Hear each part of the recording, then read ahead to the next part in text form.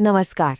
जरा सोचिए, आपने अपनी पूरी जिंदगी बच्चों को पढ़ाने में लगा दी और फिर एक दिन अचानक पता चले कि आपकी नौकरी ही खतरे में है। ये कोई कहानी नहीं है, बल्कि आज भारत के लाखों अनुभवी शिक्षकों की हकीकत बन चुकी है।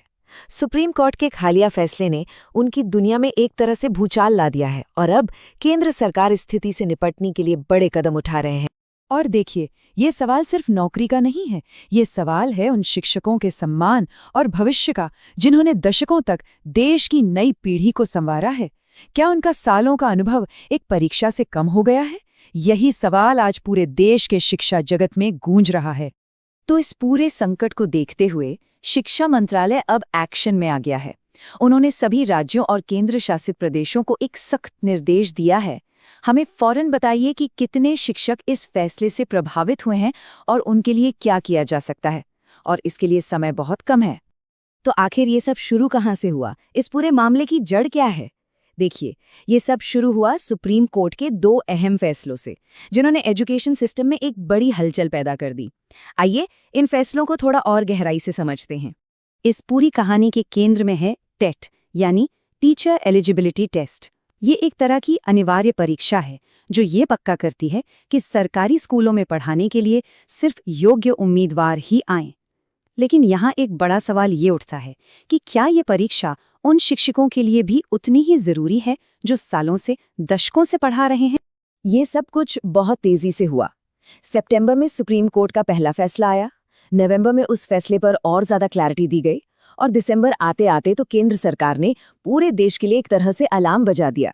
मतलब सब कुछ इतनी तेजी से हुआ कि लाखों शिक्षक खुद को इस स्थिति के बीचों बीच पा रहे हैं। अच्छा, अब आते हैं सबसे पेचीदा हिस्से पर।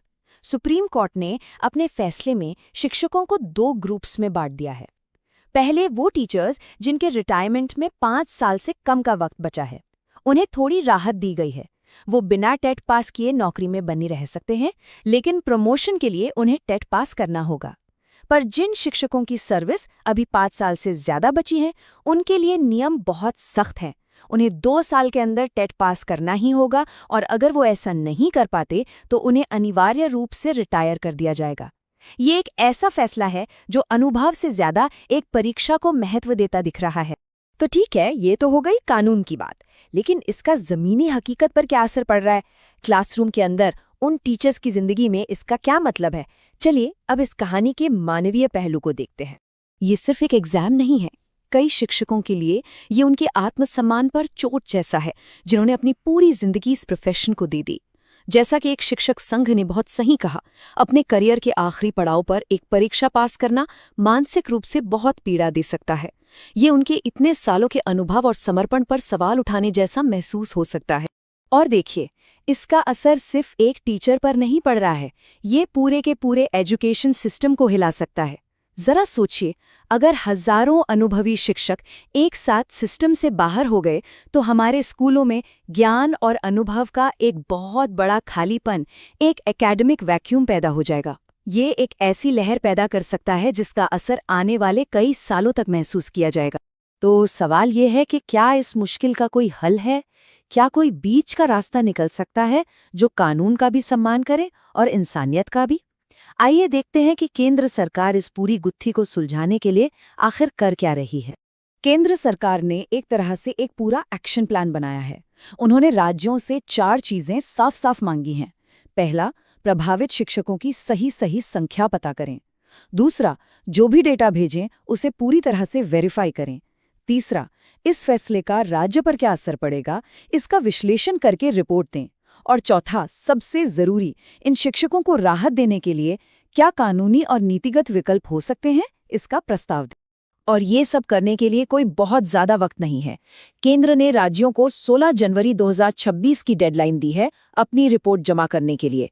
मतलब समय के खिलाफ एक दौड़ है और दांव पर लाखों शिक्षकों का भविष्य लगा है। अच्छा, इस फौरी संकट के अलावा सरकार थोड़ा आगे की भी सोच रही है। उन्होंने राज्यों को ये भी याद दिलाया है कि भाई आपकी जो भर्ती के नियम है वो एनसीटीई यानी national council for teacher education के मानकों के हिसाब से होनी चाहिए। एनसीटीई ये वो बॉडी है जो देश में टीचर्स की ट्रेनिंग और क्वालिटी के लिए स्टैंडर्ड सेट करती है।